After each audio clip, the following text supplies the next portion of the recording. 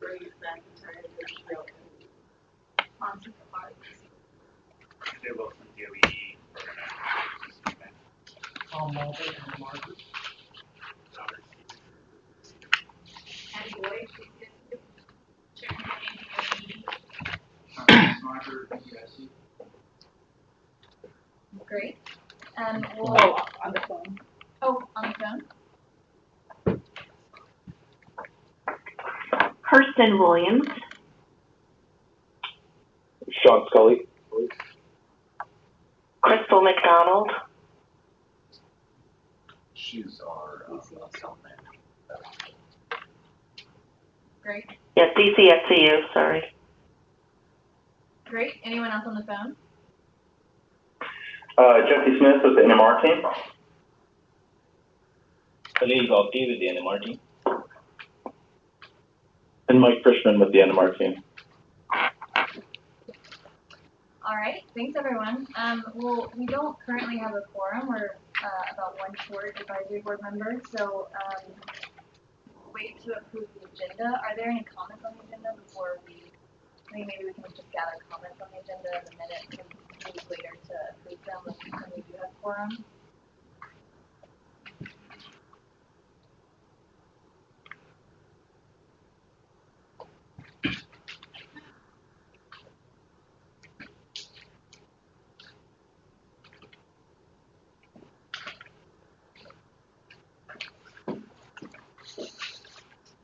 No comments on the agenda?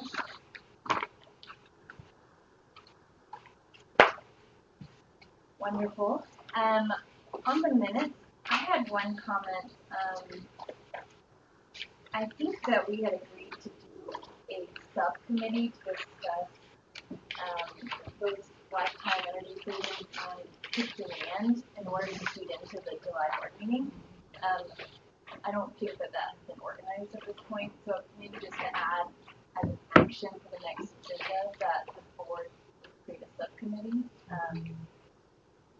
Any thoughts from the board on how best to create the subcommittee? Is there? So I think it's closely enough to absorb fully, but is it mentioned anywhere in here? Yeah, page 5. Page 5. The last paragraph before the legislative. And they are also listed as actions for the next agenda, but we didn't say that we're going to create a subcommittee. We just had that there would be action items, but we can, fine tune to say we will actually create a subcommittee. So on that final page 6, the first two would become the mandate of a subcommittee. Right.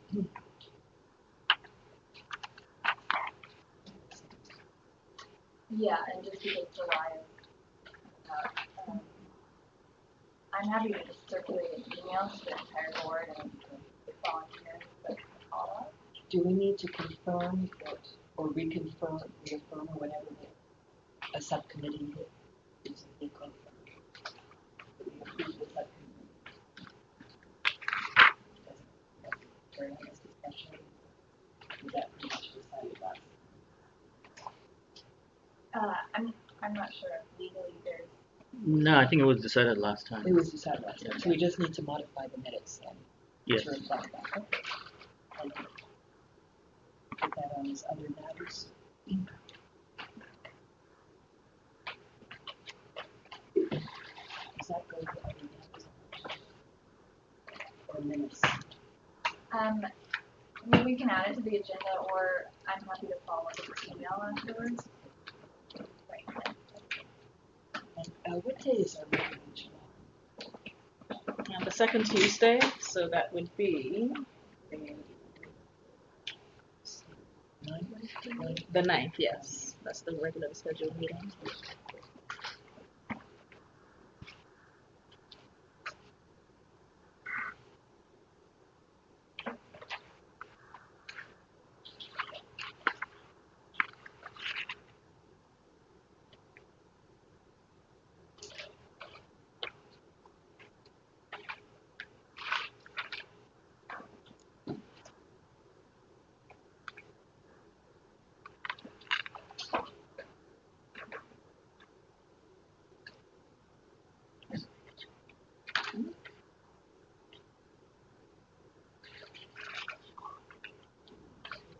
It's not available.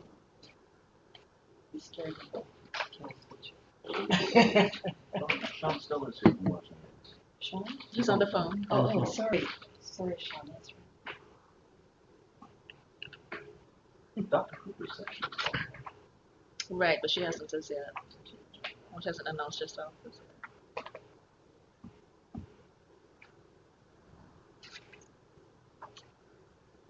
Any other comments on the minutes? Then Oh. Did someone just join the call? Yes, hi, Dr. Lawrence, it's Donna. Sorry for joining late. I just got out of the meeting. Very good. Thanks, Donna. So now we have a quorum. Yes. Your track record. Great. Thank you for joining it. I think we have a quorum for the board now. And so, Dr. Cooper, we've already reviewed the agenda. I'm not sure if you had any comments on the agenda or the minutes. I think if not, we're ready if someone would like to move to approve the agenda. So moved. If someone would like to second the approval of the agenda. approval. Wonderful.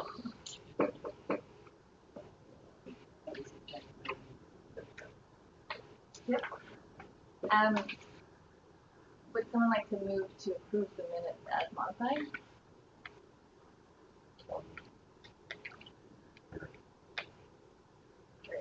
Great. Second. All right. Approval of the minutes? Minutes approved. Oh, you have to vote first. Oh, I'm sorry. All in favor? This is minutes now. Let me reverse. For the approval of the agenda, all in favor? Aye. Any opposed? Okay, for the adoption of the minutes, which has already been moved and seconded, all in favor? Any opposed? Okay, wonderful. I think next up is the EM and final report presentation.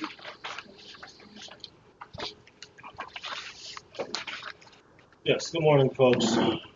As you all may recall, Tom Malden from NMR Group.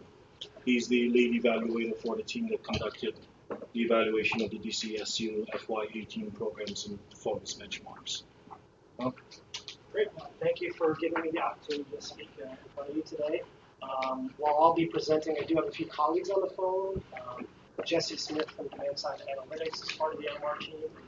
Salil Gogti and Mike Frischman from Ecometric are also part of our team, so they may chime in and help answer some questions.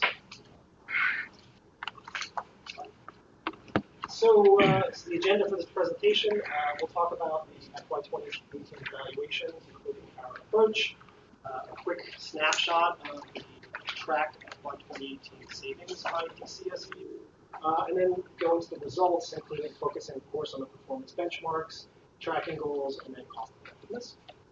And then to wrap up, we'll talk about next steps for the evaluation and any questions all might have.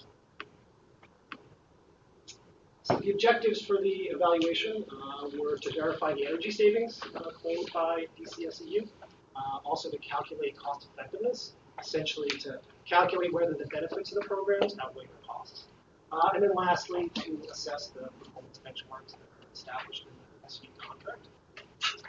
In order to meet these objectives, we undertook a variety of activities. I'll give a quick overview for the board. The main effort for the evaluation is gross savings verification. So that's essentially to verify the energy savings that are claimed by the CU. So to do that, we undertook desk reviews. We did 172 of them across some selected commercial and residential programs. A desk review essentially involves reviewing the savings calculations by SEU and then recreating those, and adjusting or modifying as necessary. So that's where probably the bulk of the evaluation effort was on this piece. We also conducted on-site visits to 13 sites. So these were commercial sites where they were more complex projects, maybe with higher uncertainty regarding the savings. So we sent an engineer on site to verify the installation, talk to the site contact about operations, schedules, et cetera, just to verify the inputs into the savings calculations. provide a higher level of certainty for those projects. The next key pieces of the evaluation are net savings estimation and process evaluation. So for net savings estimation, this is where we're trying to estimate the net influence of the programs on savings. It includes taking into account free ridership and spillover. I think back in April I did an evaluation overview. So free riders are those folks who would have undertaken some type of energy saving action in the absence of the program. In contrast, spillover is for projects that or participants who take additional energy savings actions because of their participation in the program. So, this was assessed through telephone surveys that I'll talk a little more about. And then the process evaluation is designed to try and uncover what's working well about the programs, what's not, what kind of opportunities are there for improvement. So for the process evaluation, we conducted in-depth telephone interviews with between program managers and vendors. So we talked to the program managers of the SU programs that were targeted for a deeper evaluation this year, just to get context on the history of the program, what kind of issues are facing the program, what kind of questions that they hope the evaluation can help answer. We also spoke with some of the vendors that participate in the programs. So these are key vendors, contractors who are involved in the programs and are important to its success. Then we did complete surveys with participating customers. This is across both the commercial and residential programs. Completed a total of 142. These surveys really serve both the net savings estimation and the process evaluation. So for net savings, we asked them a battery of questions to try and establish free ridership and to feed into the net savings. For the process evaluation, we asked questions about their satisfaction with the program, their experience with the programs, if there were any issues they faced.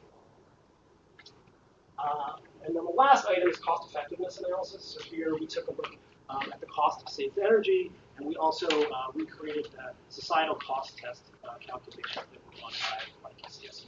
And again, the focus of that is trying to determine whether the benefits of the programs outweigh the costs. Are there any questions on that? Move on to the next slide here.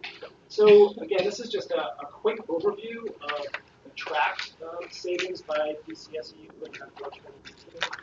and this is total energy savings, so it includes both electric and gas savings. Obviously, commercial programs represent about 81% of savings, so they're a focus for the evaluation. That's where most of our effort is spent in terms of evaluation. We also, there's other sectors, efficient products, about 12%, multifamily 6%, solar 1.5%, single-family residential has just one small program. So obviously, commercials are a big focus for the programs, and thus a big focus for our evaluation. In terms of the commercial programs, the big programs are retrofit custom, 44%, new construction custom, almost 17%, and then equipment replacement, about 13%. Those three programs represent the portfolio savings for this year. And also, from an evaluation perspective, we focus a lot of effort on those particular programs. Next slide.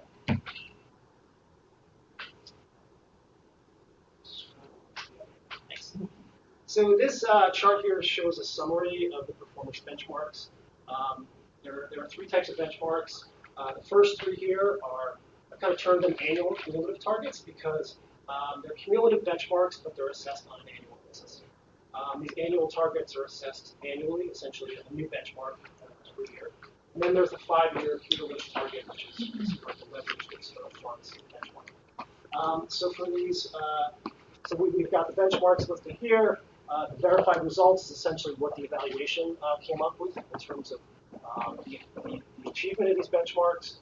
We've got the minimum benchmark, we've got the target, and then check mark for achieving or an X for not achieving. And then we've got the maximum benchmark, also the target, and whether it's achieved or not. So for the first three, electricity consumption, natural gas, or electricity savings, natural gas savings, and renewable energy generating capacity, the SEU exceeded both the minimum benchmarks and the maximum benchmarks. We've got targets listed here in here it's megawatt hours.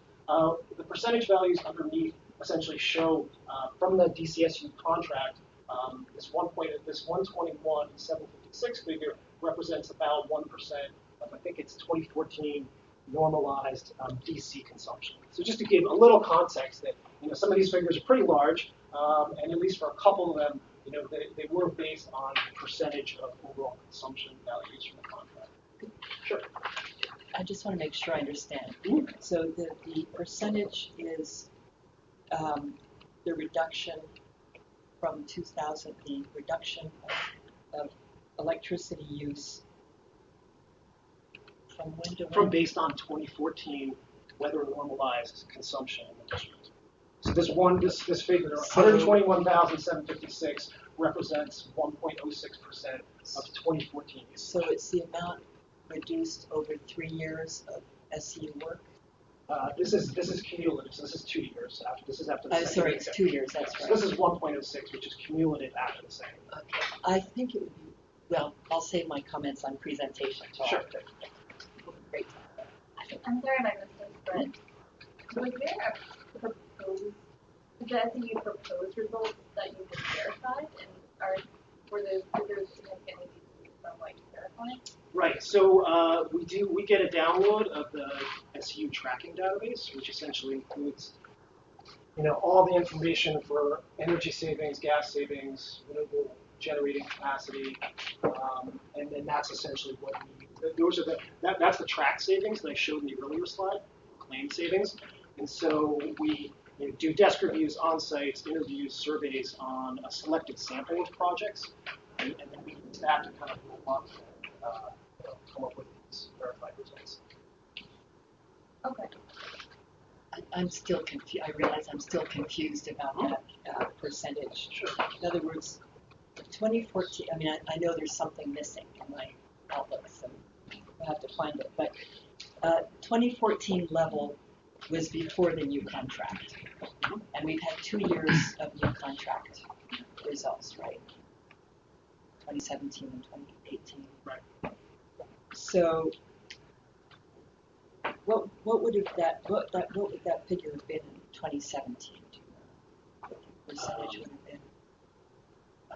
Off the top of my head, instead of 1.06%. So it's not year over year.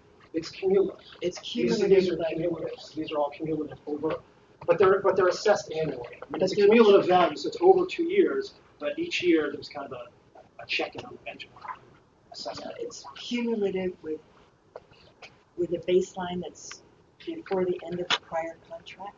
I guess that's what. Yeah, I guess We Lance would have to established, comment. if I can answer that, Yeah. the baseline had to be established prior to going out for RFP. Today. Yeah. So when we went through the independent study with BDA Global to help us go through the weather normalized data, that's how we set up the baseline with which savings would be compared. Okay. So we went out for bid in 2015, and the new contract started fiscal year 2017. Okay.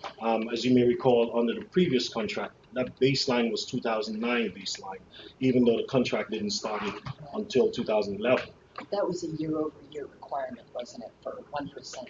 Yeah, it was 1% year over year. This The is way, different. yeah, the way it's set up here, the savings are tracked annually and on a cumulative basis. Because at the end of the 5-year period, they're still expected to show that 5% reduction over the baseline. We just didn't start at 1% in FY17 and 1% in FY18. It started off, I think, at 0.75%, and then there's an increase, especially as we get to next fiscal year. There's a significant jump in the amount of savings that they will need to accomplish. I think it's a little over 1% or maybe 1.5% that they will be expected to accomplish in the out years. And the reason why it was set up that way, you can imagine going out back for bid, we had no idea who the winning bidder would be. If it's a completely new entity, having them hit 1% savings from pretty much day one through the end of the fiscal year would have been somewhat of a challenge. And the advantages of a multi-year contract wouldn't be Exactly. really put out in full. Okay, that's Yeah, really helpful. the FY11 contract, the baseline one was 2009. So the 1% every year, it was annual, but it was 1% of the 2009. Oh. It wasn't of 2011 or 2012. Yeah. Okay, well that's So it's the same helpful. year. So it's similar. Okay. Okay.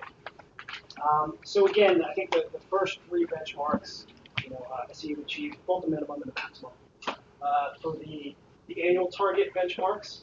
The first is improving the energy efficiency of low-income properties. There's two metrics here, expenditures and savings. SEU achieved the minimum benchmarks for both those, but did not achieve it for the maximum benchmark for savings. The other annual target benchmark is blue collar jobs. Again, achieved the minimum, but did not achieve the maximum. And then lastly, leveraging external funds is purely just assessed at the end of the 5-year contract. And to date, SEU at the end of FY 2018 was 28% towards 2.5 million target and 14% towards 5 million maximum target. Any other questions on this?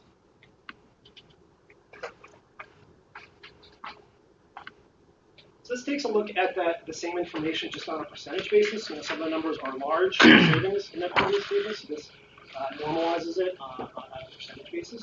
So here, we've got, maybe scroll down a little bit so you can see the bottom. So here we've got the benchmarks: electric savings, gas savings, renewable capacity, low-income savings, low-income spend, and green jobs.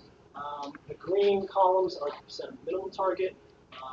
The yellow columns are percent of maximum, and then we've got a red line at the 100%, which is the target. So, for electric savings, gas savings, renewable capacity, obviously SEU exceeded the minimum benchmarks by a large amount, from 187% all the way up to almost 300%. So, well above those. In terms of the maximum targets for these three benchmarks, exceeded them by 124%, 131%. And 204%. So again, energy savings and renewable energy are well above the targets. For low income savings, we met the minimum by 193%, but just fell short of the maximum at 96%. So just a few percentage points short there. Low income spend was at 106%, achieved that one.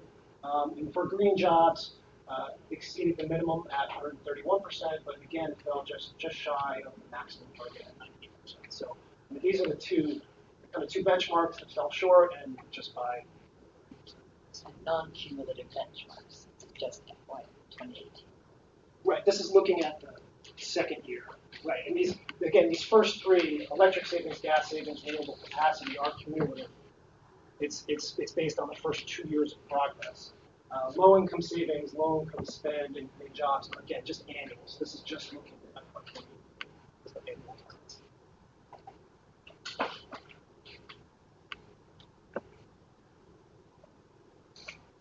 So in addition, again, because there are cumulative targets, we focus primarily on achievement at the second, based on the second-year goals of the contract, but also took a look at how SEU is doing towards the full 5-year goals across the whole contract. So that's what this slide shows here. So we've got the 4 benchmarks with cumulative benchmarks: electric savings, gas savings, renewable capacity, and external funds. Similar to the last slide, the dark green columns are percent of minimum target, and the yellow is percent maximum. So again, these are looking towards their progress towards 5-year goals. Again, just to be clear, it's different context from the previous slide. And there's also a line drawn at 40%. So after the second year of the contract, assuming kind of straight linear progress towards that goal, you'd expect them to be at 40%. As Lance noted, I think for some of these electric savings and gas savings, there are higher annual targets towards the end of the contract, so it's kind of like a ramp-up period. But just to be clear, this is assuming just kind of a straight linear progress. For the minimum target, obviously they're ahead of pace. They're at almost 50% for electric savings and gas savings. For the maximum targets, pretty much on track at 39%, 41%.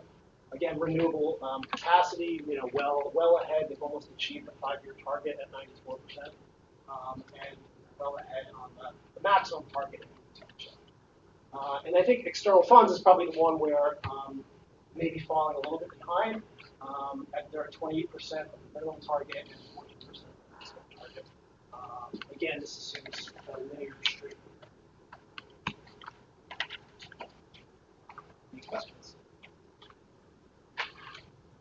No questions, but I'm curious. Are external funds that we should have a conversation about forward?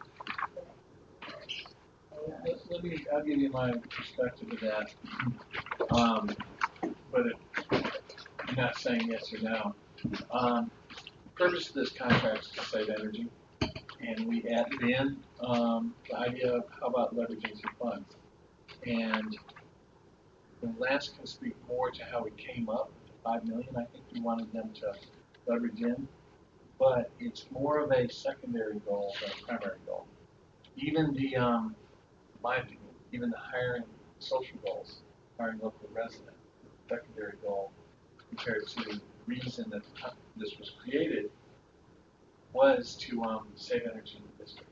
So we've got track records for the other goals, but this one in particular is a new one.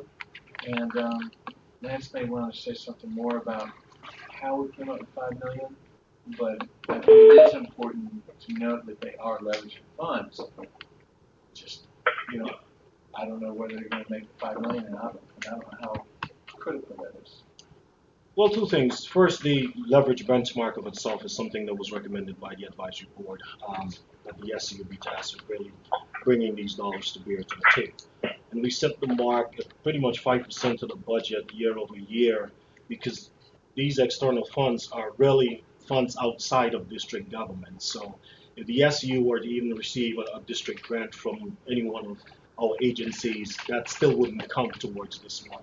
We wanted this truly to be dollars again outside of the district government, federal government, BGM, private sector, to really help expand their program offering. We're hopeful, given what we've seen the SU put forward in their plans, that this number would increase significantly, given some recent developments that I think they're still playing close to the chest. But I think Ted and the team can speak to some of their efforts to really boost that number. But as the director mentioned, it's really about the energy savings targets. If we can get the job done without bringing in these additional funds, I think we still need to give them significant kudos for doing so with the dollars that we've put on the table. Do you think, so we discussed earlier, establishing a subcommittee to discuss recommending changes to some of the benchmarks of the advisory board? Would you think that should be a topic of conversation as well? Whether we should change the external funds benchmark market? Certainly, we can look at all of the benchmarks in that subcommittee and then come up with recommendations at the end.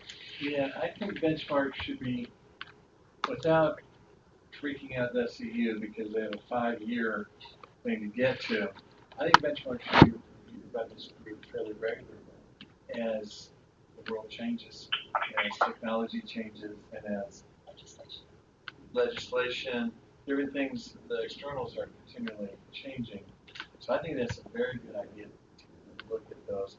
This one in particular, Lance is right. I think the board, you guys added that in. I think it's a smart thing to do because they're on the PGM auction market savings and they're being entrepreneurial, which certainly I think is a good use of public funds to show that they're entrepreneurial funds. But I think reviewing the benchmarks on a regular basis is a very good idea, in my opinion. And I think in terms of preparing for our annual report, it would be great to have that mechanism set up well beforehand so that we can start thinking about conception. Yes, wonderful. Here's an agenda item for later. So Just the timing of the outputs of that discussion too. Thank you.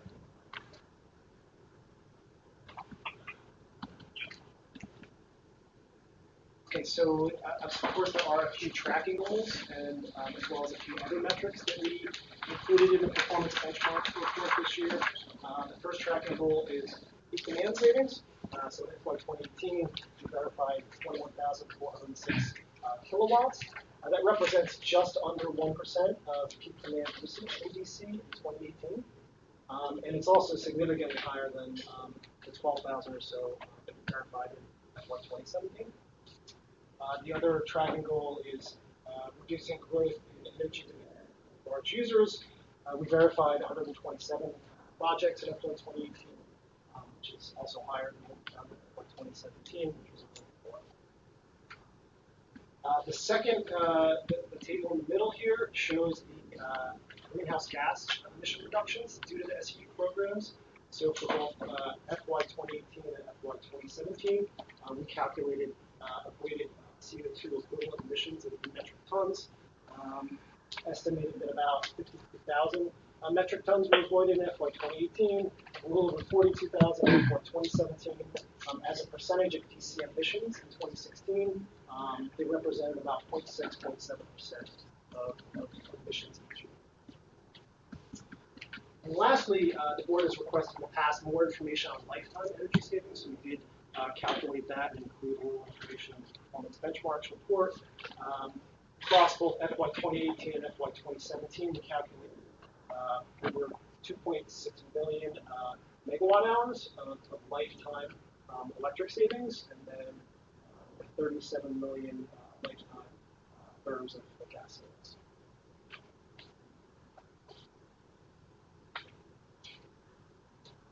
And remind us, lifetime goes back to 2000.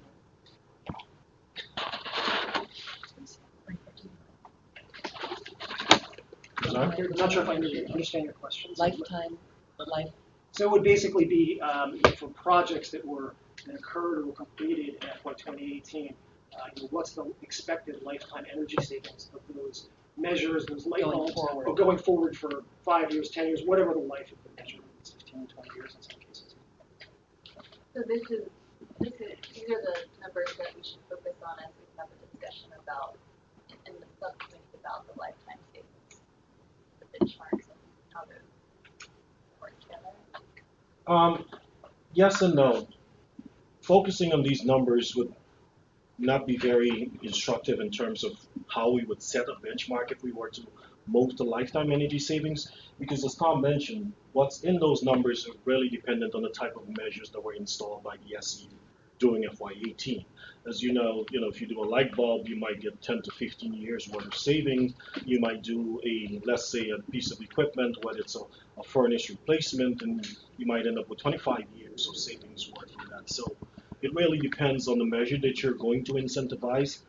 Setting a lifetime target sometimes can be very tricky because it would really just force the SEU to focus on those measures that have longer life savings rather than measures such as the light bulb or any other small measures of insulation or any of the number of things that you can put in the bucket of energy efficiency. So it has to be very well thought out.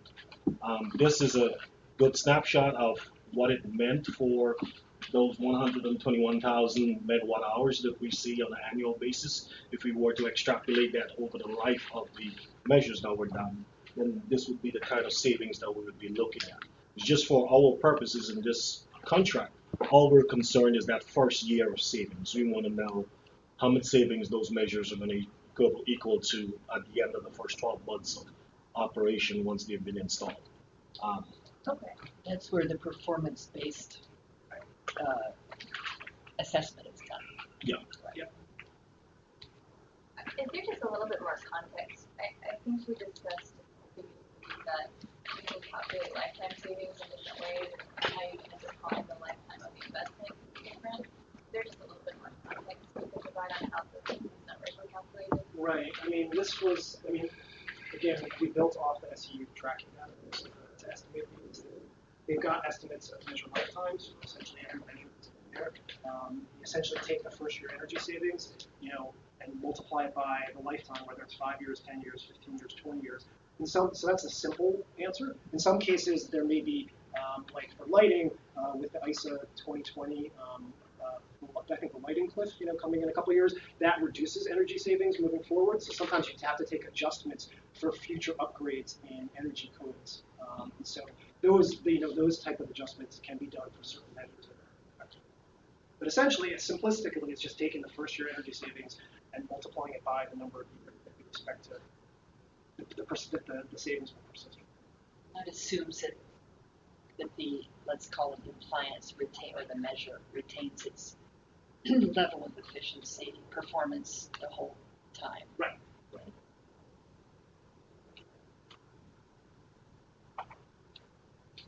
Okay, next slide. So here, here's some information on the cost to save energy. So overall, the portfolio cost per unit of saved energy for SEU declined by about 22% from FY 2017 to 2018. The left, kind of light blue, we've got the FY 2018 cost per unit of saved energy, and then dark blue is the FY 2017 figures. Over here is electricity savings from energy efficiency programs. So FY 2018, the cost was $123. FY 2017, $62. So that's a drop. Here we've got the cost for electricity savings from renewable energy programs. Actually went up slightly from 236 in 2017 to 240 in 2018. But they're relatively constant. For this over here is the cost per therm of gas savings from energy efficiency programs. It dropped pretty significantly from $3.19 per therm to $2.30 per therm. And as I said, overall, on an MMBTU basis across the whole portfolio, it dropped about 23% from $42 to $30. Pretty substantial. And why did electricity drop so much? I mean, I don't know if folks from SEU have any sense of what kind of changes. My sense, I guess my initial take might just be that programs ramped up a lot in the second year. I mean, my sense would be the first year was probably investment in new programs where there's upfront investment costs, but maybe not realized savings for that first year. And I think the second year it starts to bear fruit from that. That would be my. I think for the annual report, it'd be good to be able to answer that question. Robert and some others might be. Yeah, I think level of incentive we're offering on projects, and projects and scale of savings. So going forward next year, what would you expect? Let's say the next 2 years, what would you expect? I In the would think curve. it would probably hold or steady around where we are now, ramp up that rate. Right. I think it's not showing here, there's pretty favorable rates for programs here. Now, that was my second question. Last year, there was also a favorable comparison with peer programs, and we were not able, and that was pulled out of the annual report, if I'm remembering correctly, being able to argue that.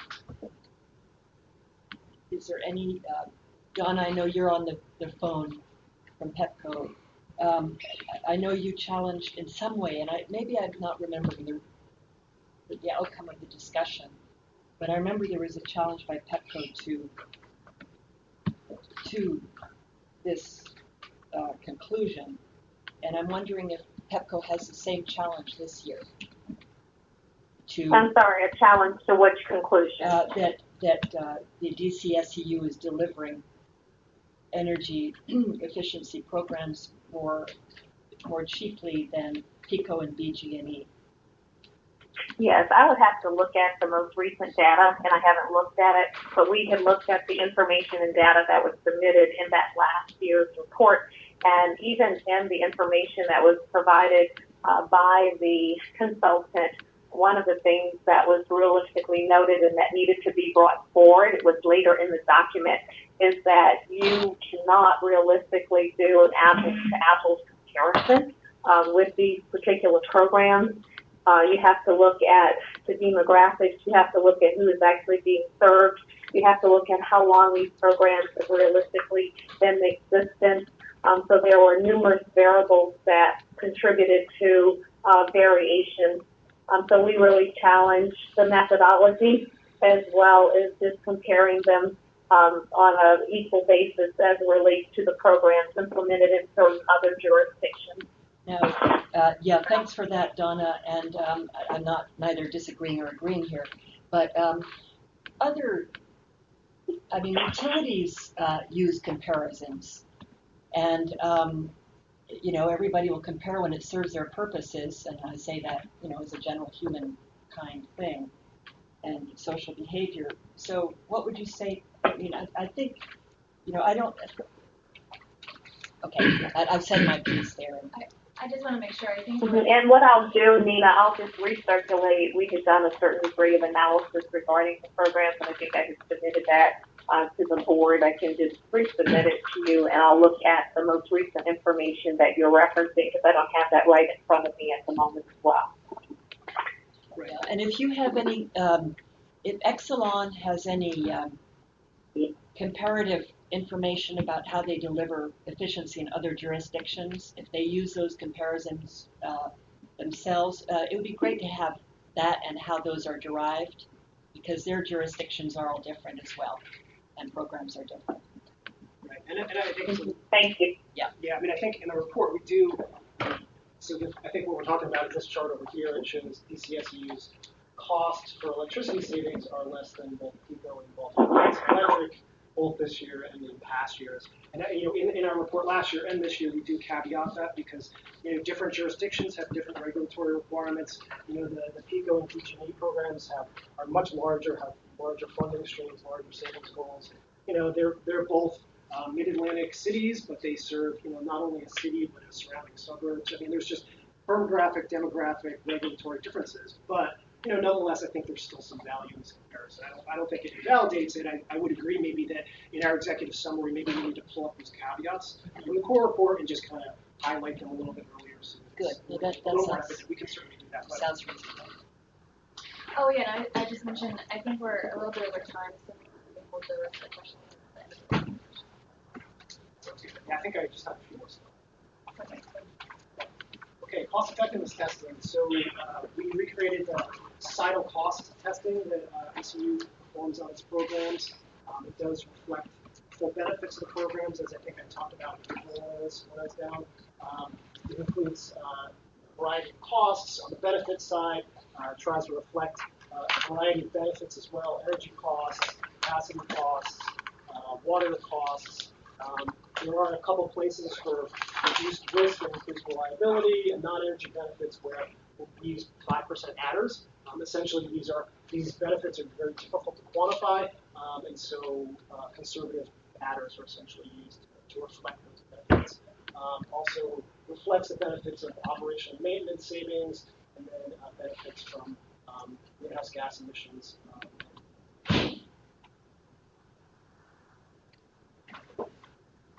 So in terms of the results, we ran several different versions. There are several different models of the societal cost test. The first is a modified replica, essentially replicates the DCSU calculations with a few minor tweaks. The benefit cost ratio was 2.34. It's very cost effective. The next updated avoided costs. When we came on board last year, we found that some of the avoided cost assumptions were a bit dated in the model, and so we updated the avoided costs. That drops the benefit cost ratio to 1.88. Third scenario is verifying gross savings. So this is where the FY 2018 evaluation results really start to come into play. We take the updated avoided cost scenario, and then we use the verified gross savings from our evaluation. That just minimally changed the results, 1.87 for the portfolio cost effectiveness. And lastly, we looked at verified net savings. Again, we take the verified gross savings scenario and take into account free ridership and spillover to assess the net savings attributed to the programs. That drops it down to 1.8. But obviously, the portfolio program is still very cost effective. Model. And then in addition to modeling the portfolio cost effectiveness, we also look at each of the programs. So all the programs were cost effective under all four scenarios, except for one, low-income emergency equipment replacement. It's a very small program. I'm not sure. It may have just been launched last year, but that's the only program that's not cost. Okay, what was my last slide? So just a quick summary of the presentation. So SU in FY 2018 achieved the minimum target for all 5 benchmarks, achieved the maximum target for 3 of 5 benchmarks. So again, just missed the green jobs maximum target and the low income savings maximum target by just a few percentage points. We anticipate that SU will achieve those in FY 2019, given how close they were in FY 2018. Falling behind pace a bit on the 5-year leveraged funds cumulative benchmark, as we talked about earlier. The cost of saved energy declined from FY 2017. DCSU is delivering savings at a cost lower than both PECO and Baltimore Gas and Electric. And overall, the portfolio is cost effective. In terms of next steps for us, we'll be finalizing the portfolio evaluation, the performance benchmark reports. I'll see if the board has any comments. So we're welcome to address those in the report. And then we'll be launching the FY20 evaluation. Once 2019 wraps up and have the data. What is your timeline to finalize the benchmark report? The timeline is, I think, by the end of this week. What we've done or decided to do was to give the board an opportunity to review the reports and provide any written comments for the evaluators to incorporate in it. We sent the report out last Wednesday or Tuesday, so we think at least by COB this Friday, the board should be able to send us any comments. Barring any additional comments from the board, we can stamp the reports as final on Friday or next Monday, which again will start the 90-day clock for the board to begin working on their report and submitting their report. So it's you guys' court to send us any comments that you have on the reports. Could we start, because of the crunch of many other things going on this week for everybody?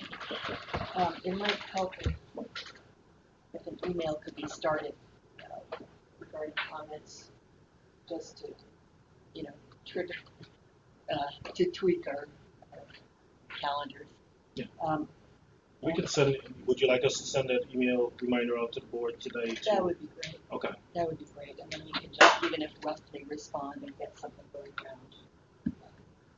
Okay. Yeah. My only comment has to do with some presentation matters. I think it would be very, very helpful to start putting in equivalent measurements. And as a first step this year, it could be, kilowatt equivalent, megawatt equivalent of burns. It's a transparency issue and an education issue around how I've raised emissions, but we'll discuss that in another venue, not for here this year. So when you say so we do put MMBTU kind of as a total energy savings. But that's the total. The totals of both gas and electricity. So you're looking for like kilowatt equivalents of. Yeah, I mean, when you have your very helpful columns here, if you want this readable, but at least have some basis of scale, and that would be achieved by. And I think we can consolidate these comments. Yes. One request for Lance. Could the board indicate that we have provided our comments or choose not to provide comments before the report is finalized, just to make sure it doesn't get back? Yes. Sorry. And I can coordinate that response with the board.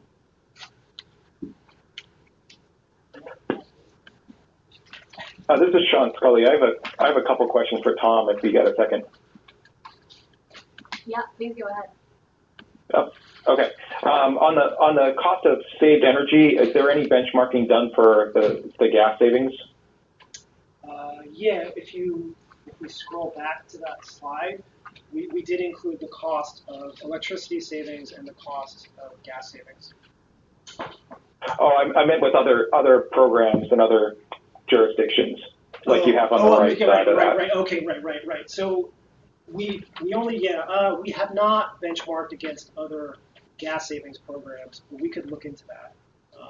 I think we included electricity savings because they're more common in PECO and BG&E or regional utilities. But if you have any suggestions, I'd certainly welcome them. But we can do a little research to see if there's other gas savings that we can use for the benchmarking. Sure. We've done some benchmarking, but it's probably a few years old, but I can at least give you some examples of other utilities that we pulled data for. Okay, great. And I guess my other question is on the portfolio cost on the numerator, are you pulling the entire portfolio or just the dollars spent on electricity compared to the megawatt hours? When we're comparing to PECO and Baltimore Gas and Electric? Yeah, that dollar amount in the numerator, is that is that just program dollars spent towards electric savings, yes. Or is that the entire portfolio? No, it's dollars spent on electric savings programs and then divided by the electric savings. Okay. All right. The figure. All right. Thank you.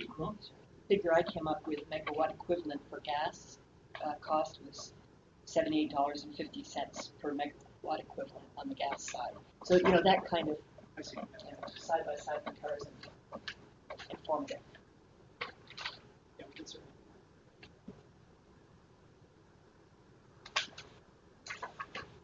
Any other questions? Great, thank you so much. Thanks.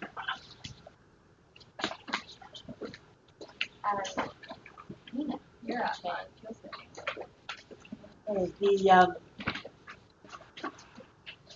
I will, first of all, I thank Hussein and others who helped provide some background information, and I'm by no means very knowledgeable about this, but I think I wanted to begin a discussion around fuel switching and introducing emissions into the equation of eventually results and goals for DCSCU's work. And really this comes from the new legislation, Clean Energy DC Omnibus Act. It was enacted on March 22nd of this year. I believe that it changes the picture quite a bit as we now have emissions reductions codified into law in this jurisdiction. So just going over what this means and at least one change that I know of in terms of how this impacts DCSCU's work. In the new legislation, there is no longer a minimum expenditure on gas and electric programs. Expenditures are neutral as to where they go. There is no longer any prorating of funding for programs according to what goes into the deriving from the costs, the extra costs on bills. So that opens up the picture for flexibility in expenditures and potentially going to cleaner energy expenditures.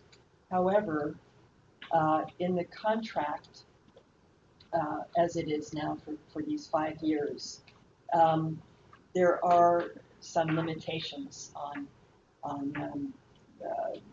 flexibility, namely, if you start to orient program, for instance, if you want to electrify heating that's now provided through gas, of course you're going to, you can meet the gas reduction requirement that's in the benchmark, but you're going to add to electricity. So unless you have completely maxed out on the max of your electricity targets, such that it all nets out without any impact to the contractor on meeting goals.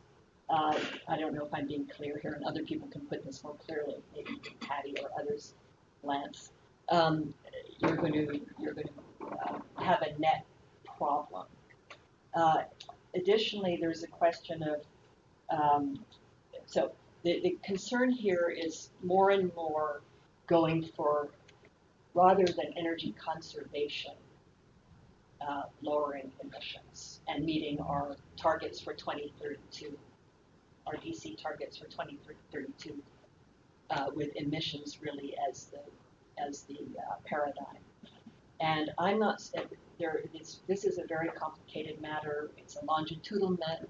There are costs per programmatic element matter, et cetera, some of which have kind of crept up in today's discussion and prior ones.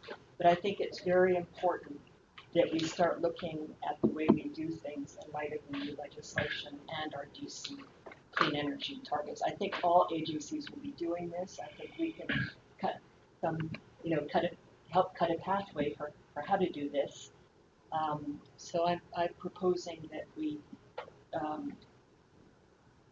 look at maybe as a first step, maybe a working group's in order, maybe tied to the benchmarking working group, maybe this is a subcommittee of the benchmarking committee looking at emissions framework rather than versus energy conservation. So I'll leave it there for others to weigh in. I know there are many others who've been thinking about this a lot more than I have, so I defer to with a lot more expertise. So I defer to you folks. And I guess a general question for DOE is how do you see the removal of the need to have earmarked expenditures on gas versus electric? How do you see that impacting the benchmarks, or do you think that could change the ability to work in gas versus electric? Let me outline this. The interesting question, because obviously when we set up this contract, it was to reduce energy usage. When I got, and that happened before I got here.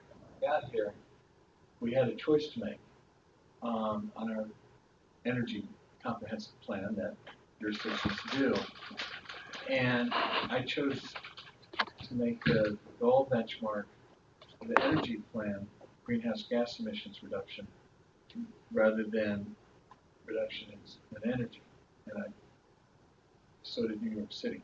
And so we seem to be moving in that direction.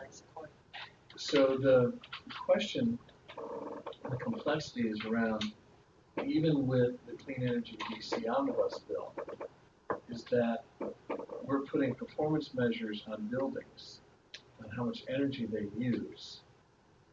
But we don't account for if they do anything different around renewables of the energy they use.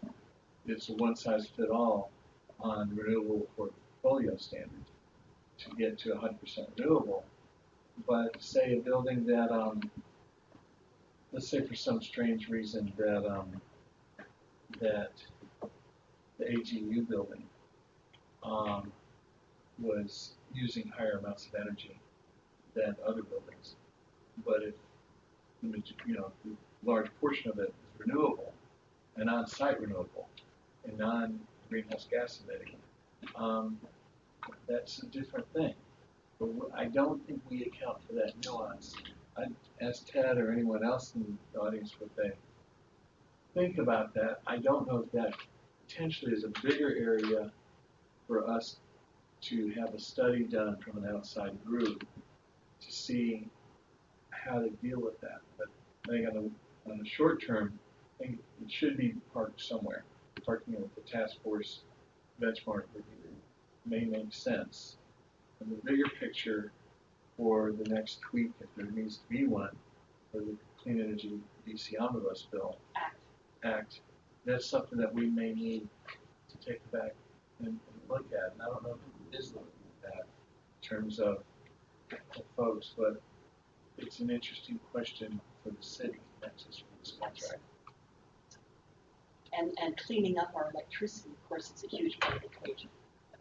You alluded to it. So, and then there's a sectoral element to that. I mean, if DC government buildings are under a PPA that provides half of DC government building, local DC government consumption through wind energy PPAs, then obviously that's a microcosm. And then there are other you mentioned another microcosm, a net zero energy building. And so I think it is very complex, but because it's not a net zero energy building. That one is not a zero net energy building. Because they still use energy. Yeah, those would be another microcosm themselves.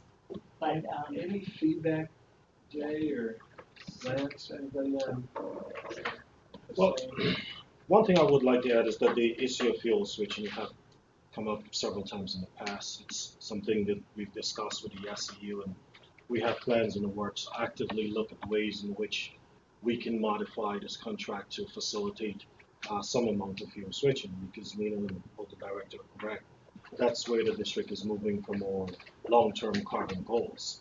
The problem being, as you know, right now, even with the relax of the 75% requirement, we still have specific gas benchmarks in the contract. So measured in energy savings, not emission savings. Exactly. Yeah, that's if we're going to have a discussion about fuel switching, I think requires a broader discussion about changing the entire way in which this contract and the savings are measured, probably just going to a greenhouse gas target.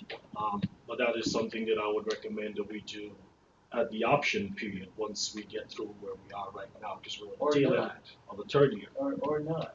I Yeah. mean, the energy reduction is it's the pie with two things. One is you want to shrink the pie, and the second is you want to increase renewables, and by increasing or green, energy, non-emission energy.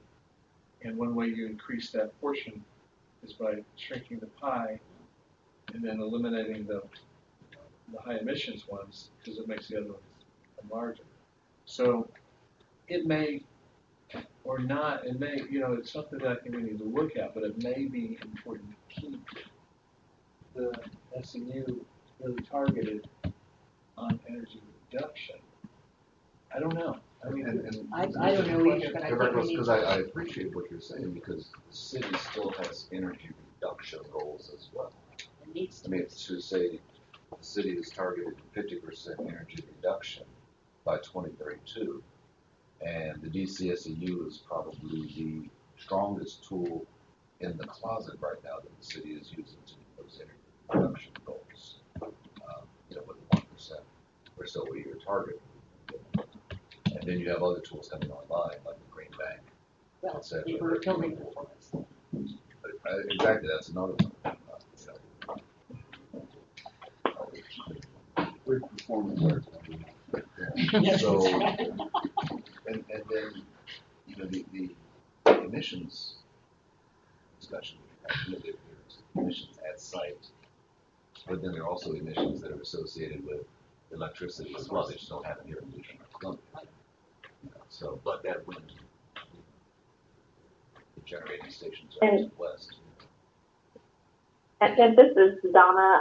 I know that we need a deeper discussion around this, but I just think that when I look at the legislation holistically, as well as the various plans that have been developed that Director Wells has helped to guide as well, is that you have an appropriate placement for each. So focusing on the emissions, and there's an interrelationship between the two as well. And also just the sheer importance and the whole direction of the clean energy legislation that is focusing on reducing one's energy usage and consumption, the energy efficiency piece, and that's where the drive is for more resources in order for us to achieve those objectives because of the outcomes that are directly tied to that are going to address the overarching goals of the city regarding greenhouse gas emissions as well. So I think it's a hybrid approach and a determination as to what lanes certain individuals should be operating within, but I think both have significant value. So would it make sense to put this under the broader discussion of the subcommittee on benchmarks? It seems like there's a question about gas versus electric and how the removal of the earmarked funds might impact. I would think a subcommittee of the benchmark committee if that's not really parsing things out too finely. But I'm agnostic, frankly. I would, Staffing this is is where I an would issue. also use the resources from BEIC Yeah, absolutely. because they're larger, looking at other states that are wrestling with the same stuff, and they may have some thoughts on this. Could we maybe convene a kickoff meeting with BEIC sharing of the. So what I recommend is that you use the advisory board structure. That should the advisory board vote on a decision to do that, so that's not me independently directing the board. Robert, any insights that you may want to put on the table with regard to the metrics of the future study? The discussion touched on a number of things that we consider looking at this from the DIC's perspective. There's work that's happened in New York going towards like a combined BTU benchmark, folks there around some trade-offs and big consequences of how it reads program activities. Massachusetts is going for a similar thing.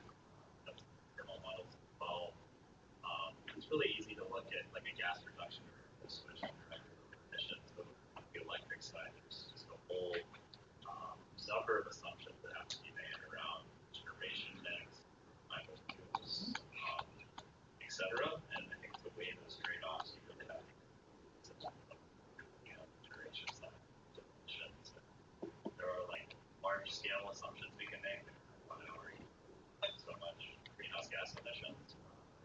Looking at the district itself, but conversion factors are true. I think that's so. Do you have any outputs from that previous discussion that you might be able to share? We have shared with Lance some of our work in that space. That's, I think, something we have 80% offer as, Yeah, certainly, and they're okay with it because they did provide a pretty comprehensive presentation on their work, and I think it was still, confidential. So if VIC is okay with us sharing it, we can. Yeah, I would do that.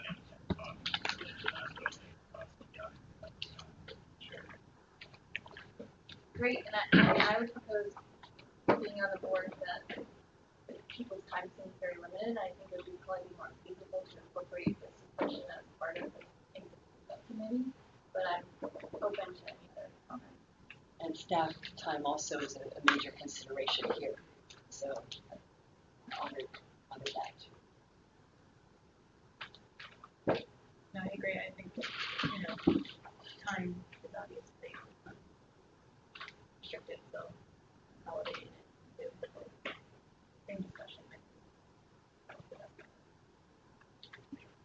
Hey, Millie, this is Sean Scully. Just a question on the subcommittee and maybe to Ted and Director Wells.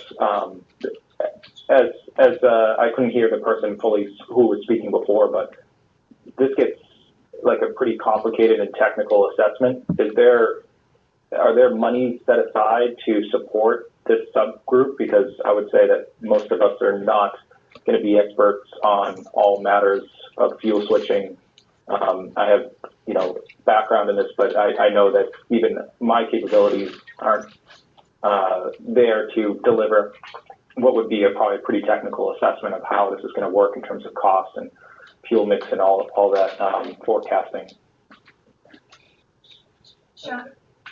Well, I just think that for me, it would be good on the one hand to save money, to see what VEIC has thought about this.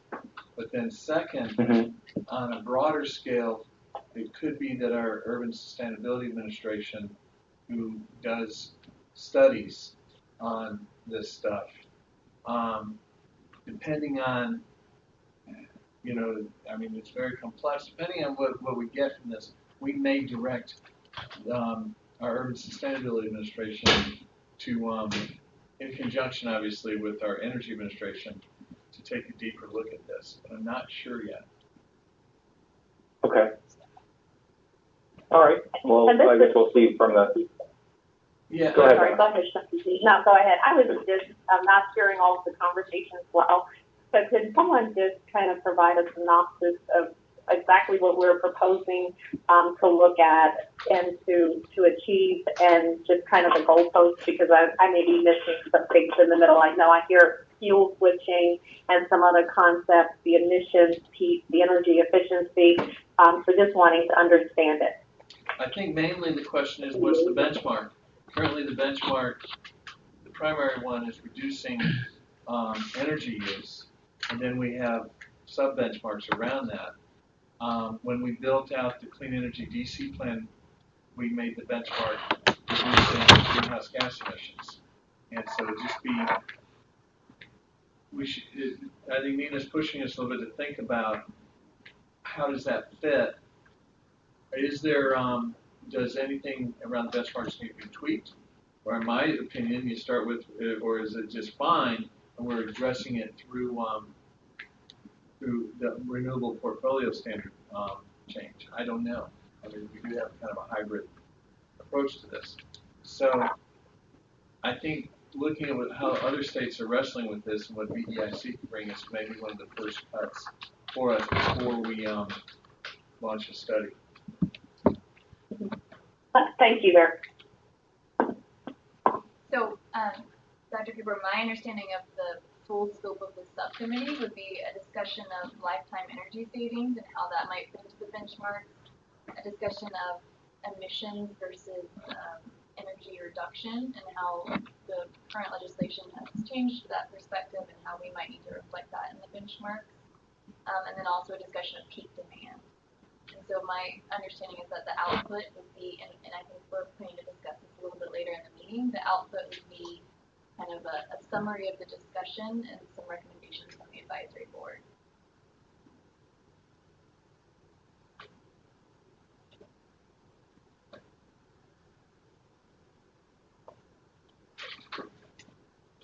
Great. If there are no other comments, I think we can move to the discussion of the audit. Okay, for this item, the auditors actually just arrived. They went to the wrong location, so they got a little bit turned around. They went to the SCU's office. Okay. So they're actually downstairs now. So they're about to come and present their annual audit results. But as they're coming upstairs, I'm not sure if you wanted to look at one of the other items or just. Yeah, absolutely. I'm not sure if you had a chance to pull up the previous assignment of the advisory board report. I'm stepping into Vicky's shoes since she's out of town. We discussed assigning sections along the same, I guess, with the basis of last year's board report. So our plan was to see if the board was comfortable moving forward with the same section assignments and just to take any feedback on where you might want to change the assignments.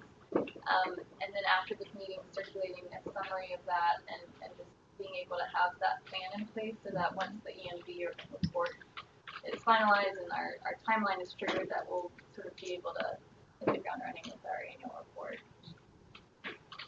I mean, the first is someone will need to sort of volunteer for the executive summary. Are there any volunteers from the board to do that?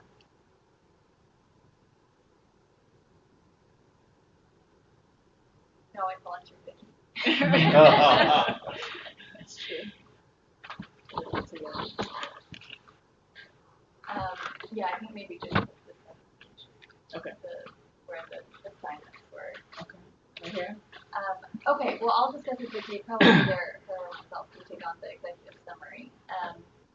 Sean, are you still comfortable reporting on the cost effectiveness of it from the EM report?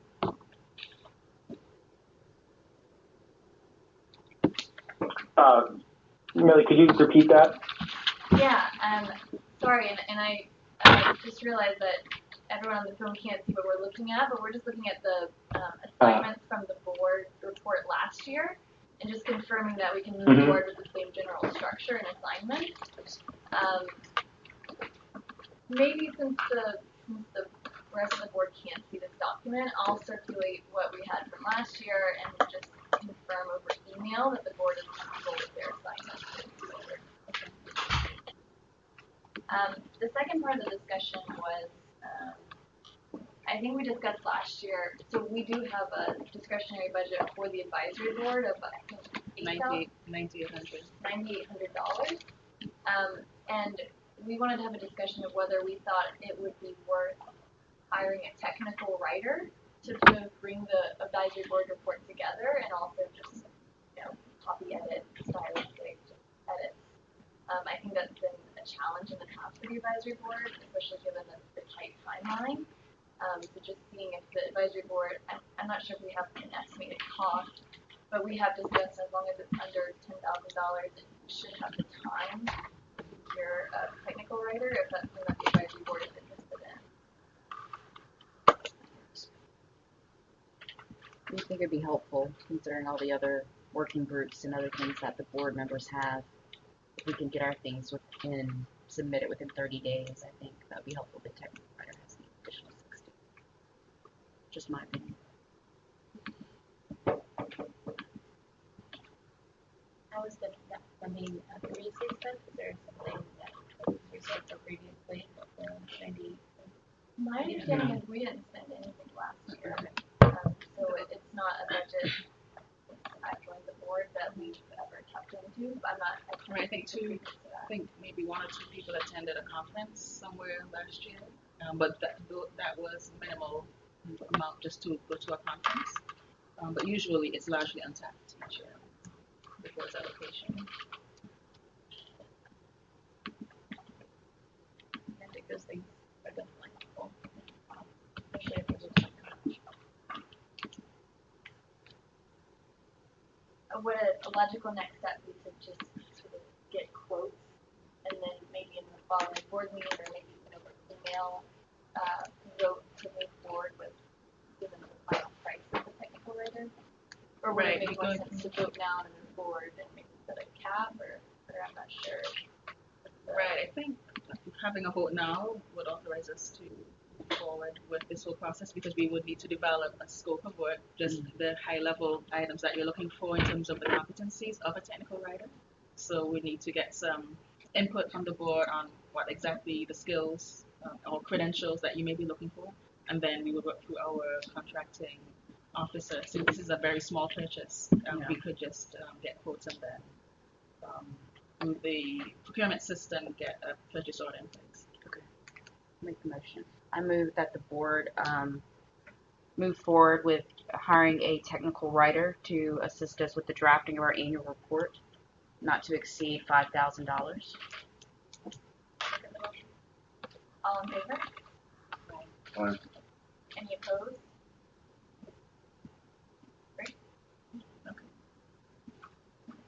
I do want to cover, and this is sort of a conversation that I think you wanted to have as well, just the discussion of our subcommittee and the timeline and how just sort of reflecting on our board report from last year and our commitment to provide some feedback that's related to the discussion that's going to happen in the subcommittee and setting a timeline for that. So I want to come back to that, but I think for now we can do the discussion on the audit. Yeah, sure, thanks. And I would like to welcome Yashika Anglin and Joyce from Premier Consulting Group and Anglin Consulting Services. They were the auditors that performed the audit of the DCSU FY18 expenditures and have submitted a report to us, which we've shared with the group. My apologies for getting the report out just last night, but hopefully we can get through the presentation today. And any follow-up questions or concerns that you may have about the report, please feel free to send them to us. So, hello everyone. Do you want to direct or should I? Okay. So our audit objective for DCSEU was to find out if they were in compliance with the stated requirements of the contract. As a result, we had to determine if the recipient had an acceptable financial management system. We were to identify any deficiencies or potential vulnerabilities in the existing system and provide limited assurance that the locally incurred costs billed to DOEE by the contractor were accurately recorded, reported, and supported by adequate documentation and are allowable and reasonable in accordance with the terms and conditions of the contract and other rules and regulations of DOE. Our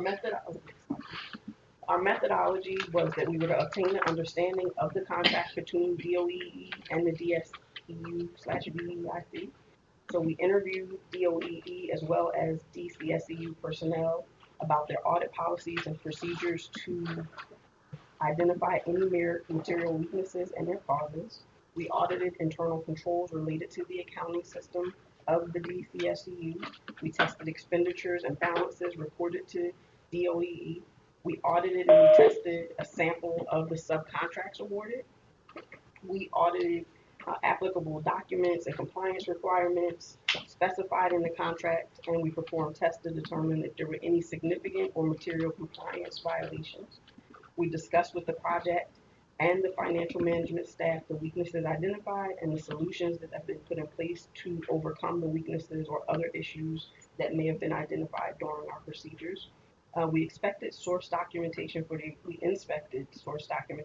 agreement transactions to be readily available. When documentation was not or could not be found or was not provided to us in a timely manner, we took exception with those transactions and we conducted an on-site visit to the headquarters of DCSEU. And BDIC. And BDIC. We performed an initial risk assessment as part of our risk assessment.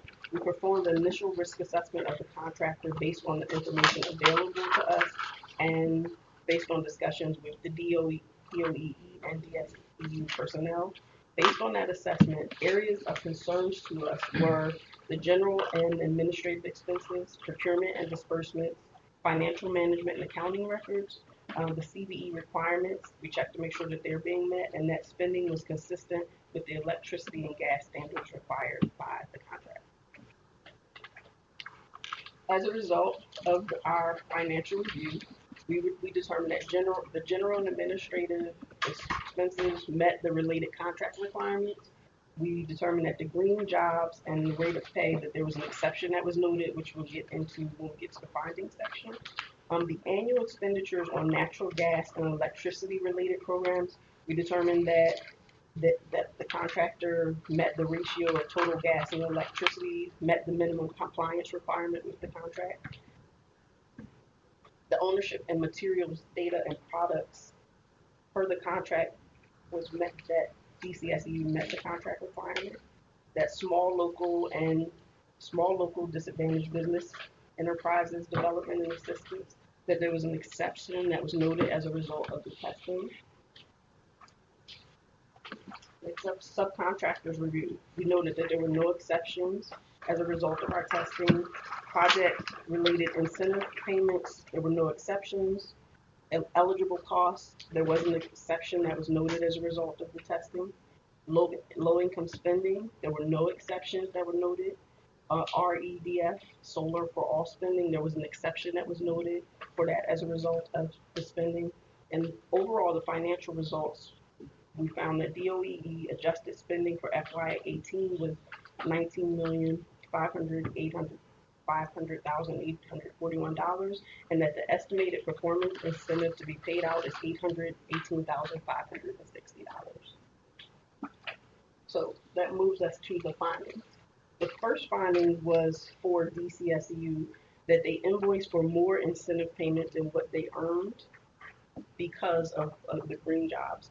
They noted that initially they had the initial incentive payment was based on 88 green jobs or 88 people being hired, but during our audit we found out that there was only about 87.5 green jobs that were created as a result. But we determined that the DCSEU's management must review the total number of actual green jobs reported to DOEE to make the necessary adjustment. And in addition, they must implement established controls to ensure that actual green jobs reported match the requirement as indicated in section C.40.8.4 of the contract. The finding number 2 was related to the SBE vendor verification forms. We noted that there were 5 occurrences where the DCSEU DSLV forms did not match the total amount that the subcontractors certified on their vendor verification form. And the difference between those two forms was about $748,742.17. Our recommendation was that the DCSEU must implement additional controls to ensure that all reporting and monitoring measures match the contract requirements as indicated in section H, and they must talk to the subcontractors to reconcile the actual amount subcontracted for each year for at least once. We think quarterly would be great, but at least once a year to make sure that you don't have these discrepancies in the forms.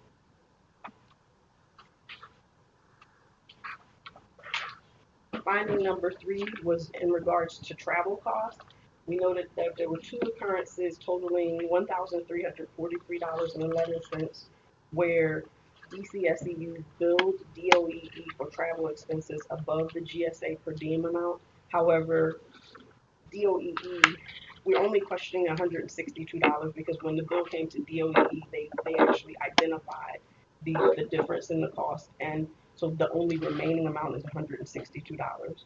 This is an actual repeat finding from the prior audit, and we determined that the DCSEU must implement established controls to ensure that all travel-related costs are within the federal per diem rates prior to requesting reimbursement from DOE.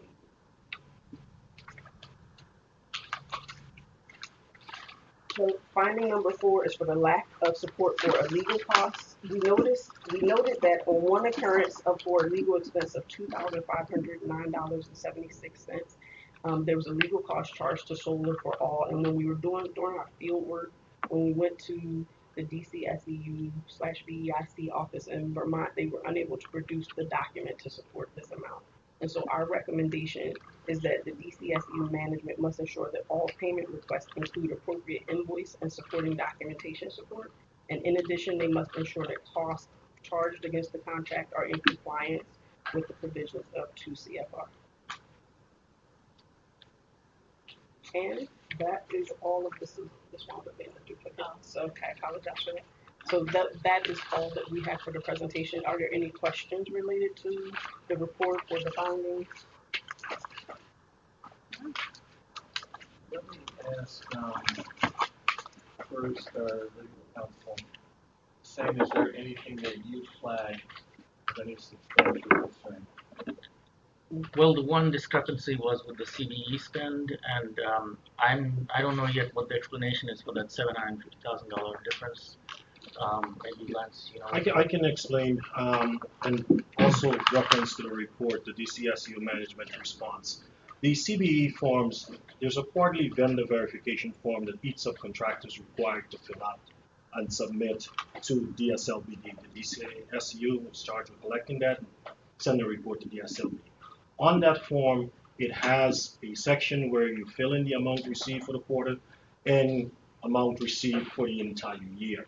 It's my understanding from the auditors and from DCSU that some subcontractors only indicated the amount received for that quarter and not for the entire year. And the reports were submitted to DSLBD.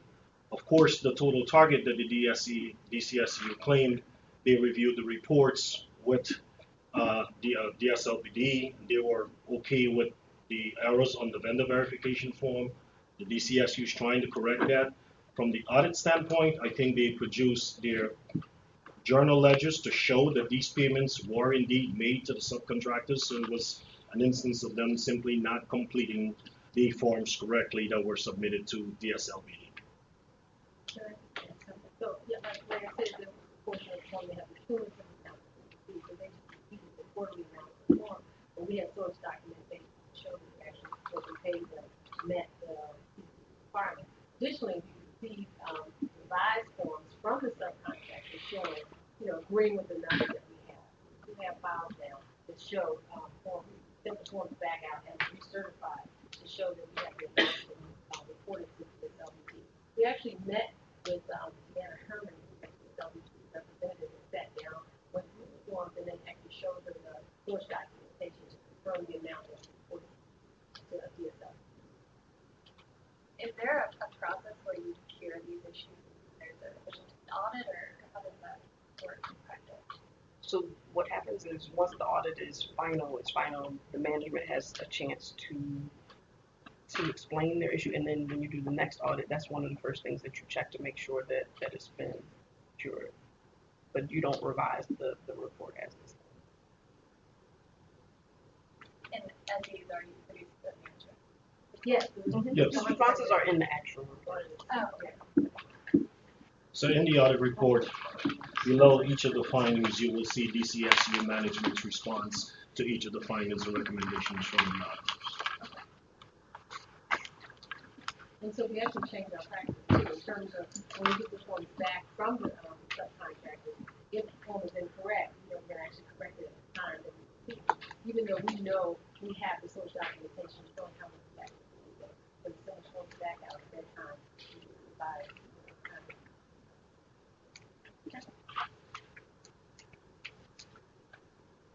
Yes, ma'am. Yeah, thank you for your work and your presentation. I'm just wondering, in terms of your big picture recommendations, it sounds pretty good. And is there anything you'd like to do in terms of overall comments you had taking into account other clients? So I think just because of the size of the contract, record keeping was kind of at the heart of each of the findings that we found, now that we've identified them based on management's response, I believe that they're updating their processes and actively working to cure any issues that we discovered. So, but overall, their processes, their procedures were intact. Okay, thank you. You know, I'll just overall, with this audit and what Tom just presented, this is really what protects or preserves this initiative. You know, we're putting $100 million more over the next 5 years. Public dollars. The way to unravel this, obviously, is with inadequate controls for expenditures. And so this just, you know, assuming there's nothing, you know, you can't always pick out fraud, and I'm not saying there is any fraud out here. We know that, but from what we see here, it just gives me a lot of reassurance because this protects the initiative. I think both presentations are very, very good. Speaking as an advisory board member, I echo a relief and pleasure at hearing these two. I didn't have a chance to say that to you, but two reports. Great, thank you very much. Thank you. Appreciate you. Thank you. Quick question, I think I already know the answer, but I forgot. Who pays our auditor, us or is it? We do. We use Is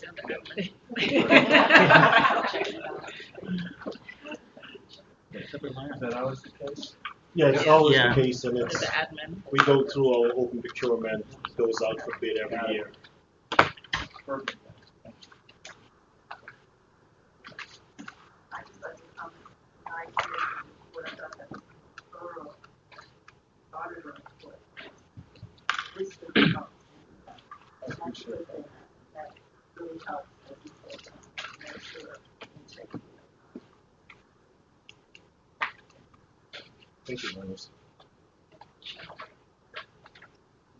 Well, I'll bring up my scheduled conversation under other matters. Is Robert here for a legislative update? No, He stepped out. no, Mark was here earlier, he had to leave, and Robert just sent to know he didn't have any updates, but if there's anything you wanted to know about, we could. I don't think there's anything specific. I see we're tracking the building code update, which I think is still on the near stuff. Yeah, Jay just stepped out, but I think like nothing has moved since we gave the update last month. That we were trying to avoid having another round, so I think we're waiting to see what happened. Another round of public comment. Exactly. When that is not unusual to have a second round or third, whatever it is. Right. Yeah. Okay. Were there any other topics that the OEE wanted to bring up, or? Well, there's the budget support act and the budget. I don't think we'll be impacted, but their question in it has to do with the sweep of funds from another area. But you know, news today is that the CFO did not sign off on council's budget, and so we'll see. This is new territory for us, right? It is. Yeah, that's what that is. This is uncharted territory. Yeah. Yeah, right. Yeah. the one other update is on solar zoning. The zoning commission basically ruled that anything under 1.5 acre is by right, and over that that's a ground big mount. deal. You want to say, anybody have any questions about that? Maybe you could. It's about community solar projects. It's not behind the meter. And that ground mount. and ground mount. So there are several projects, including Oxen Run, that are very large ground mount, and there were people who were complaining about, next to Real me. estate value. Yeah. So essentially, we got involved in the zoning commission procedure, and anything below 1.5 acres, which is ground mount, is by right. Anything on the rooftops is by right, period. And over 1.5 acres, you do need a zoning adjustment. A variance. Variance, yeah. Variance. And are there setback requirements for the? For the by 1.5 right, of same as higher, a- yeah. a building? Yeah. Are there projects that are proposed to be on more than 1.5 acres? Oxen Run is one, and Catholic Charities, which we are not Yeah. part of, is another one. And Oxen Run, I believe the hearing was yesterday. I don't know how it went. I think it was the zoning one that was yesterday. The Oxen Run one was, I think, last week, and that one was approved Is it approved? from a zoning perspective. Yeah, we're moving Yeah. forward. Are there any other hurdles on Oxen Run? Not regulatory. Zoning's a big question. Right. Yeah. I heard you make sure that flood mitigation is taken into account. You looked at the climate projection maps for that? I'm sure we have, They're not a because there pretty was picture of rocks and run. quite a bit of studies. Just saying, I'm sure you have, you've got that. Climate folks. Any other legislative notes that we should cover? Oh, I was just going to ask, since Tommy's here, just kind of related. The Green Bank Authority are getting appointees approved to your Yes. council. Is that project that's going to become active this fall, or? The official vote will be towards the end of this month. Can't remember what date they're voting on. Yeah, it will be at the end of this month, and there'll be enough for a quorum. So it will be up. Up and running, so. They'll quickly start doing the things they have to do as a board. Start the process to hire an executive director, establish a bank account, get a place to, where they're gonna meet, and operate out of, and maybe some other things. So the other things are on hold until there's a quorum. And this is under the umbrella of DOE? Was an independent authority similar to the convention authority. Okay. So all the I appointees. sit as an ex officio on the board, but it's an independent authority, or like the housing finance authority. It's independent. How many mayoral appointees and how many official appointees? I think there's seven members, and I don't remember how many ex officio. There's a number. And a chair and a co-chair? Chair, yeah. Chair. And is that person been assigned? Yeah. Not named, not named. nominated? The mayor has to decide. Well, that's.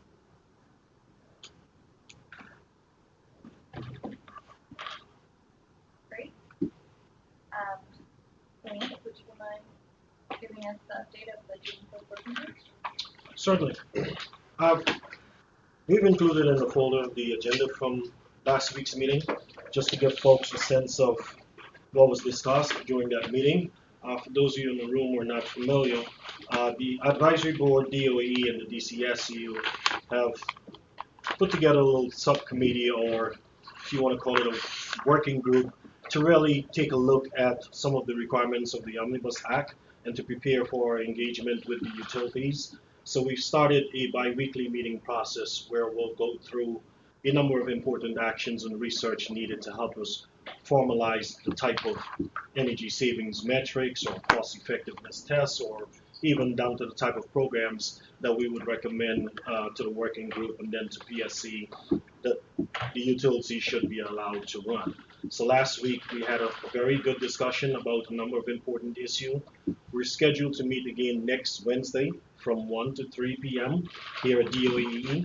Next week meeting will focus on current and future energy efficiency and demand response programs. So we'll have presentations from both the DCSU and from PEPCO to give us a sense what the DCSU is doing right now on the immediate action items they have planned. And hopefully PEPCO will give us a sense of any type of programs that they're thinking about implementing here in the district. So I encourage folks who are able to participate in those discussions. Also on the agenda that's in your folder, we have a tentative schedule of what we'll be working on week over week.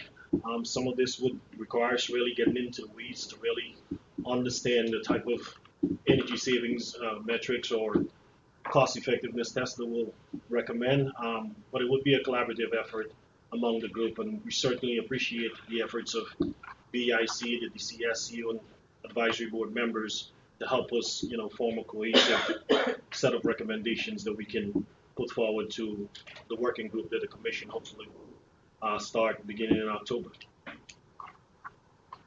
And we're gonna keep the time 1 p.m. to 3 p.m. so we can kind of block these out for schedule purposes. Yeah, I would recommend that because this last meeting, an hour is just not enough to get around, just all of the issues and discussion that we need. So I think 2 hours is more reasonable for us to be able to get it done. Thank you.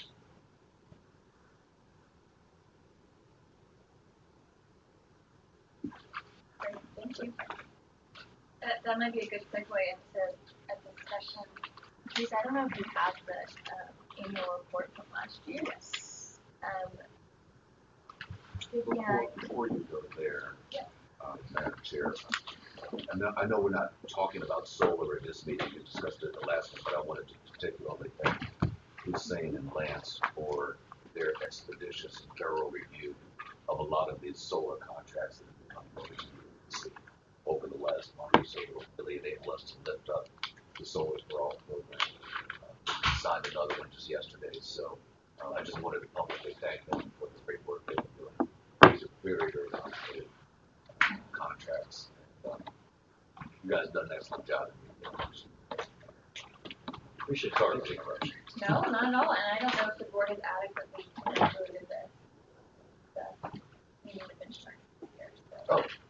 Oh, thank you very much. There's a lot of positive progress. We have an incredible staff at the DCSE who work really, really hard. I'm very proud of these results, and I'll make sure that I convey this to them. Right next time. Great. Another shout out. SEU is very active, has been very active in the NETSIS working groups, and thank you. Active in buses today, and so thank you for that. And I've had a hidden role there. Well, just as a last point, and I want to make sure everyone gets out on time, if you wouldn't mind going to the last page of the annual report from last year. Vicki and I just wanted to flag that as part of our recommendations, the board committed to having a thoughtful discussion on some of the issues we've already discussed related to the benchmarks and whether the benchmarks have been changed. And, essentially committed to providing some guidance on that. This was a report that we submitted in December, and we're conscious that it's June.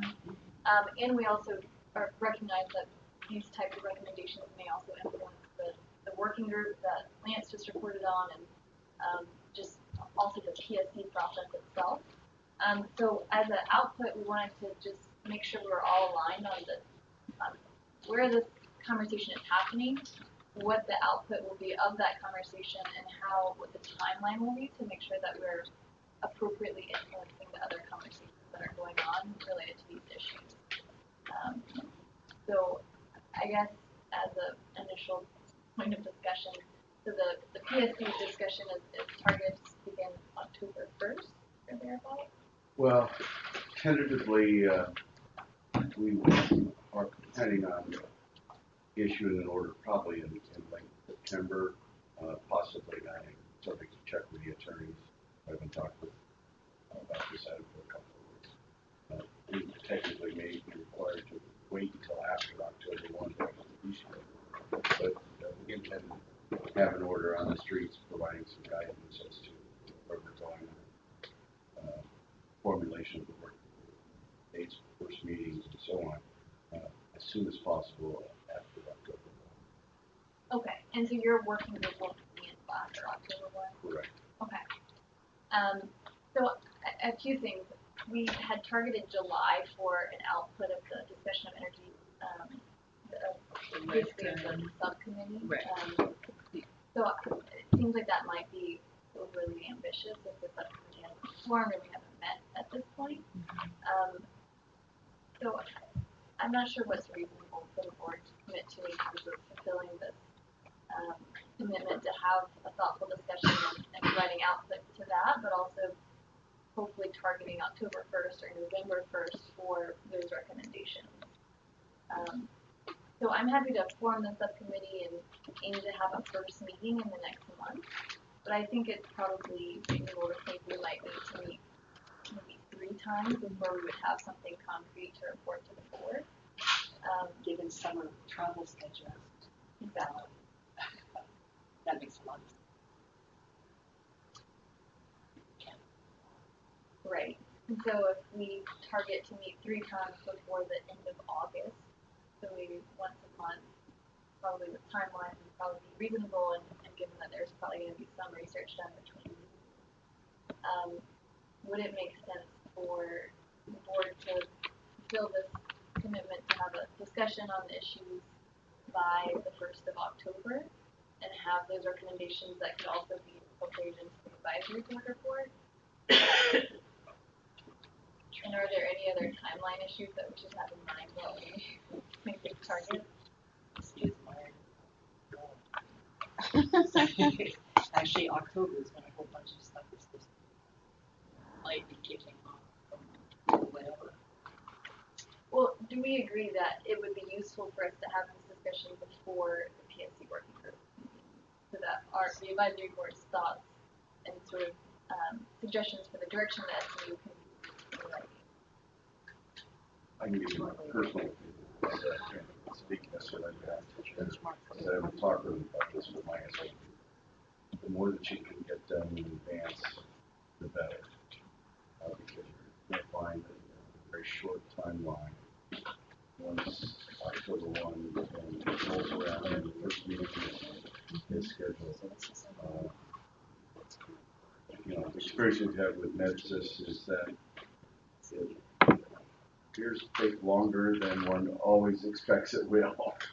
So I think this is analogous that the more work you can get done in advance, the better it's going to be for the working group, better it's going to be for PEPCO, Washington Gas. I'm just going to bring up. Carrie. Yes, Donna. When you had mentioned an order by the end of September, which order was that you were, or late September? Which order were you referencing? Again, let me be clear, subject to check with the attorneys, because there may be a technical legal issue as to whether the commission can issue an order before October 1 when Title II becomes effective, of course. So we may have to wait until October 1 to issue that order, but in either case, whether we issue it in late September or issue it in October, our intent is for the working group to be formed and that meeting be scheduled very early in October. And I don't obviously have dates at this point, but our intent is that it begin work quickly. Thank you. So my only question regarding the benchmarks, I know we had talked about looking at them again, but they're in the midst of the 5-year contracts. I don't really see the sense of urgency maybe to jump on trying to get this done before our annual report is due.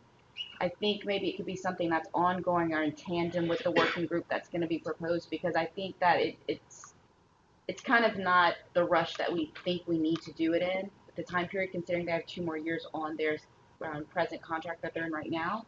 But I do think it is something that we need to look at. I just don't see the sense of urgency to do it within such a short period of time with the other things that are also going on. Yeah, I mean, I think that's a discussion we've had before, and just to reflect what I discussed with Vicki yesterday, I think the idea is to make sure that the SE stays relevant, considering whether the benchmarks need to change now as opposed to the end of the 5-year contract term, and just having that discussion as we alluded to in the board report last year. And maybe the outcome is that we decide not to recommend changing the benchmarks until the end of the 5-year term, but just fulfilling that conversation and making sure we go on with the advisory board's thoughts. Yeah. I believe it's relevant. I just don't think the time sensitivity to have it in such a short period of time in the summer is analogous to what's going on presently, being that we also are in the midst of other working groups that also are working in tandem on energy efficiency benchmarks. I just think that if we can push it back beyond the 90-day period of us trying to get the annual report done, I think that would probably be, because I think that is more pressing than maybe working on the benchmarks right now presently. Look, I hate to jump in on both matters, but wouldn't you need to reflect on these recommendations when you're drafting this upcoming report?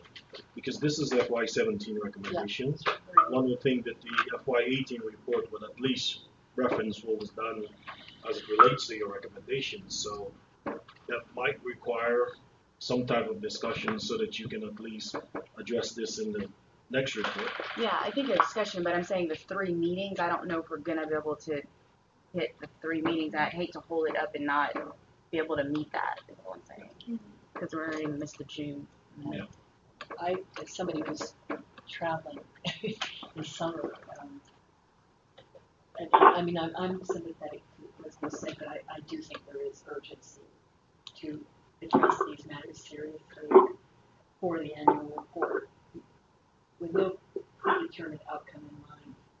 Maybe we could stretch the period a little bit beyond October 1st, taking into mind what Carrie said, which I think we all see that specter.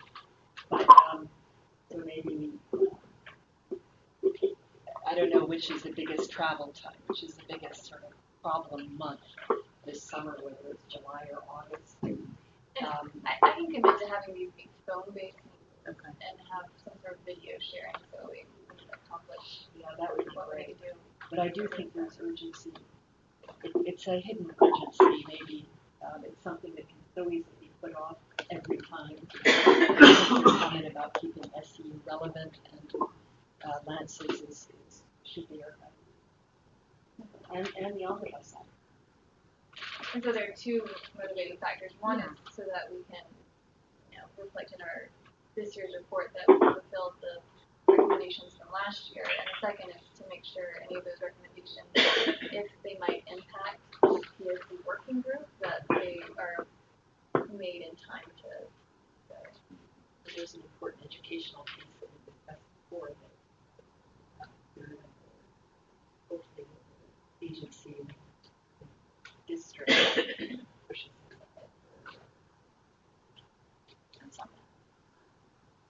And this is Kirsten Millie. I don't know who's going to be sending out the meeting invitations, but I'm going to be on maternity leave in about 2 weeks. So I will make sure that someone from, and I won't be back until October, so I will make sure that someone from AFA participates. But certainly, if you all don't hear, I'll reach out to you and Vicki offline just to let you know who the points of contact will be while I'm out on leave. Okay. Thank you, Kristen, and congratulations. Thanks. So, if we committed to a November 1st sort of output from that, from this discussion, we wouldn't necessarily meet the timeline for the advisory board report, but we could maybe leave in the report that where the discussions are underway. And it would still likely be in time to be productive and constructive for the PSC working group. Correct. Would that be a reasonable compromise? Not my call. I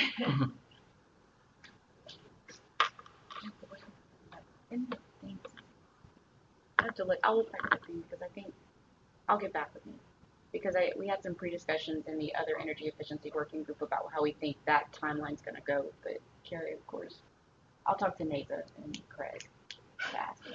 And I'll get back. Well, in any case, I'll circulate an email asking for volunteers for the working group and propose an agenda, and we can sort of take it from there with the broad target to have an output of that discussion by November 1st. And perhaps we can do one of those surveying the times. Yep. Survey monkey. Yeah, survey monkey. And start. Okay, great. And also get the answer from DEIC as to whether you folks are available to share.